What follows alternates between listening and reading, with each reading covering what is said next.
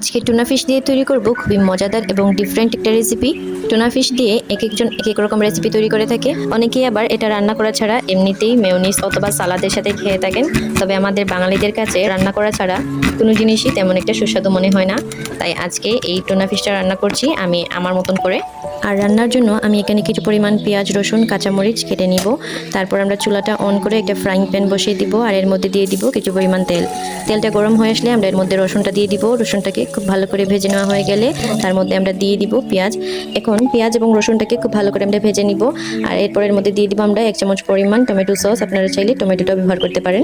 তারপর আমরা এর মধ্যে ইউজ করব কিছু গুঁড়া মশলা। প্রথমেই দিয়ে দিব লবণ, লাল মরিচের গুঁড়া, হলুদ আর ধনিয়া।